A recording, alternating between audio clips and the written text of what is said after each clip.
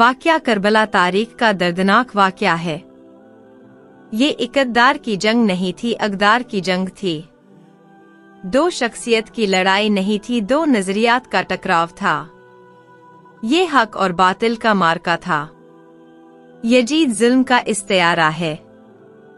हुसैन इब्ने अली अमन की आलामात है।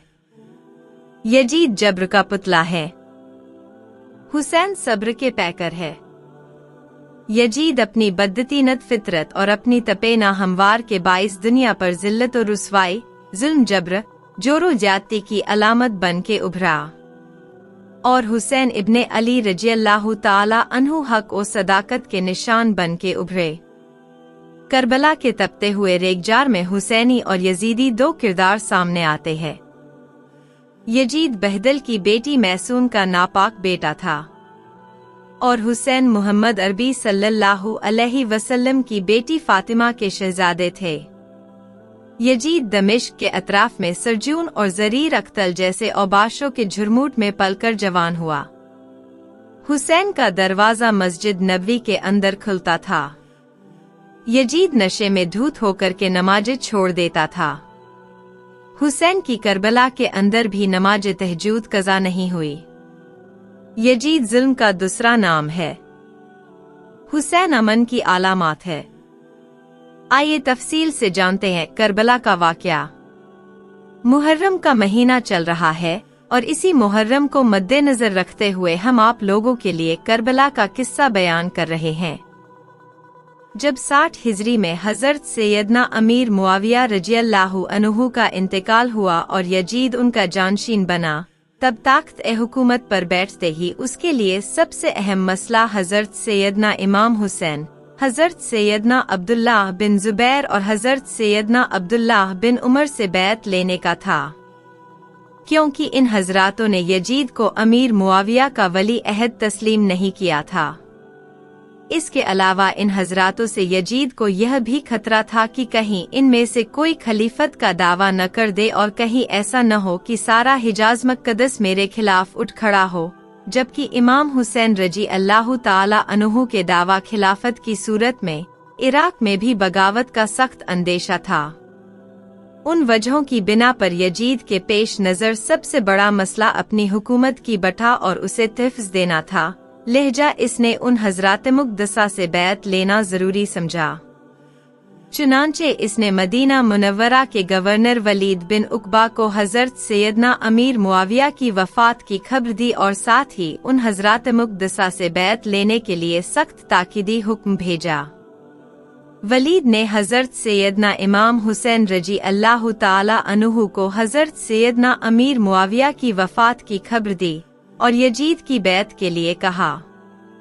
आप रज़ियल्लाहु ताला अन्हु ने ताज़ीद के बाद फरमाया कि मेरे जैसा आदमी इस तरह छुप कर बैत नहीं कर सकता और न भी मेरे लिए इस तरह छुप कर बैत करना अच्छा है। अगर आप बाहर निकल कर आम लोगों को और उनके साथ हमें भी दावत दे तो यह सबसे अच्छा होगा। यजीद की बैत हजरत सैयदना इमाम हुसैन रज़ियल्लाहु ताला अन्हु को कल्बी तौर पर सख्त नापसंद थी, क्योंकि वह नाअहल था और उसका तक्र भी खलीफा-ए राशिदीन के इस्लामी तरीका इंतखाब के बिल्कुल खिलाफ हुआ था।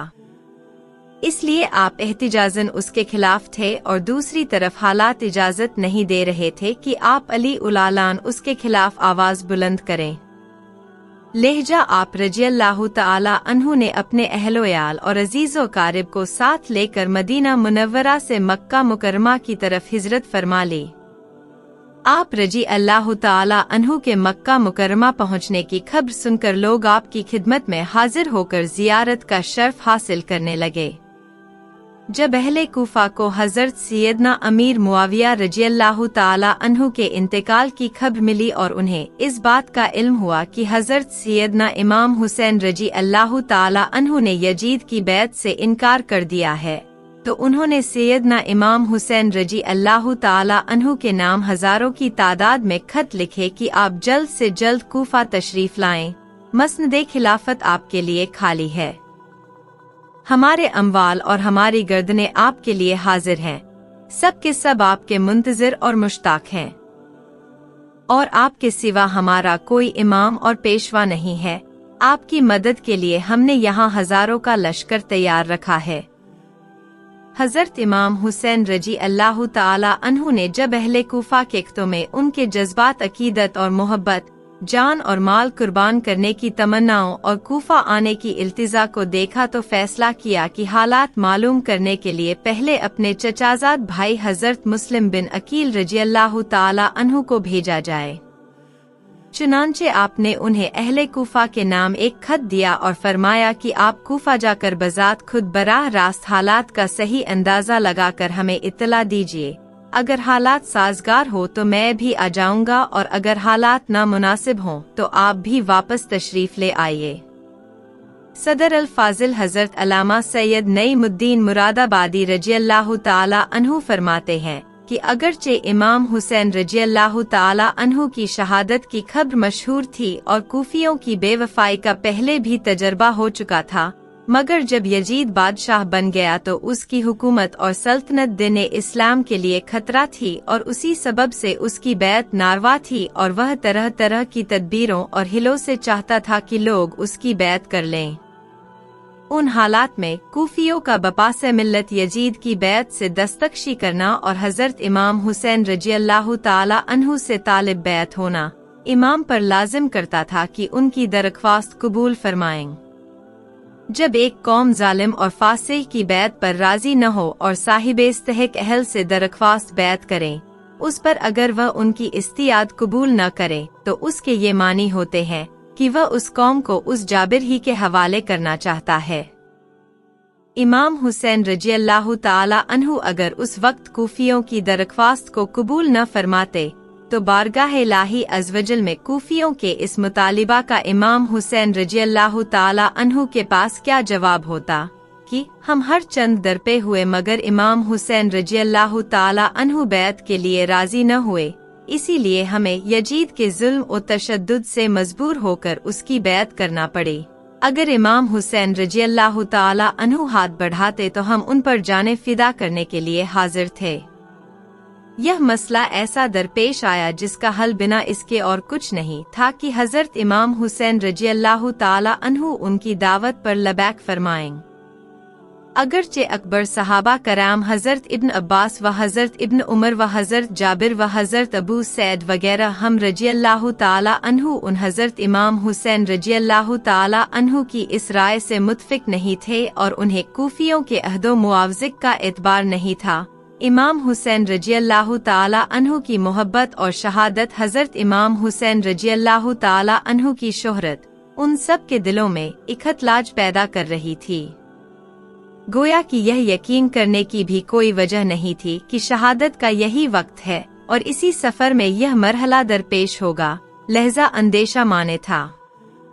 बहरहाल हजरत सैयदना मुस्लिम बिन अकील रजी अल्लाह ताला अन्हु ने अहले कूफा की बेपनाह मोहब्बत और अकीदत को देखकर हजरत इमाम हुसैन रद्दल्लाहु ताला अन्हु की खिदमत में खत लिख कर भेजा कि हजारों अफराद ने मेरे हाथ पर बैत कर ली है और यहाँ के सब लोग आपकी तशरीफ आवरी के मुंतजिर हैं।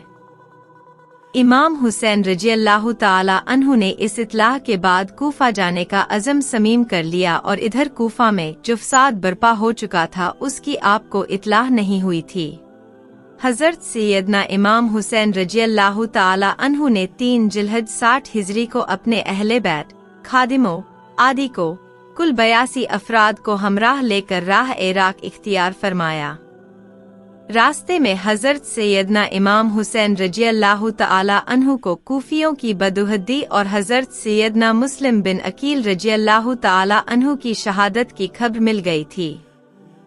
इस पर सैयदना इमाम हुसैन रजी अल्लाह अन्हु के रफ़का की आराएं मुख्तलिफ हुई और एक बार आप रजी अल्लाह ताला अन्हु ने भी वापसी का क़स्द फरमाया, लेकिन बहुत गुफ्तगू के बाद यही तय पाया कि सफ़र जारी रखा जाए और वापसी का ख्याल तर्क कर दिया जाए। हजरत सैयदना इमाम हुसैन रजी अल्लाह ताला अन्हु ने भी इस राय से इत्तेफाक किया और काफिला आगे चल दिया, यहाँ तक कि हजरत सैयदना इमाम हुसैन रजी अल्लाह ताला अन्हु ने करबला में नज़ूल फरमाया। मुहर्रम उल हराम 61 हिजरी की 2 तारीख थी। आप रजी अल्लाह ताला अन्हु ने इस मकाम का नाम दरियाफ्त किया तो मालूम हुआ कि इस जगह को करबला कहते हैं हजरत सैयदना इमाम हुसैन रज़ियल्लाहु तआला अन्हु करबला से वाकिफ थे और आपको मालूम था कि करबला ही वह जगह है जहां अहले बैत रिसालत को राह हक में अपने खून की नदियां बहानी होंगी।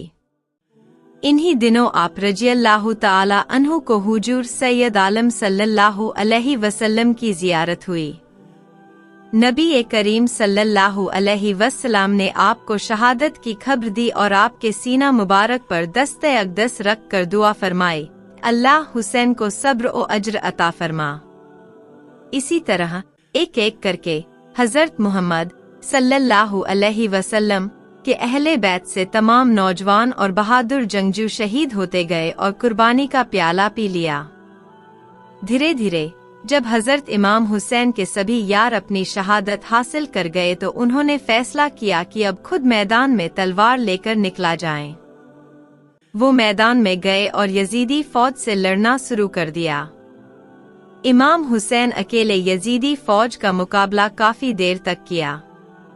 अकेले होने के बावजूद किसी ने भी हजरत इमाम हुसैन को मुकाबला करने का जुर्रत नहीं की और उसकी सिर्फ एक वजह थी कि वह हजरत अली के प्यारे बेटे थे।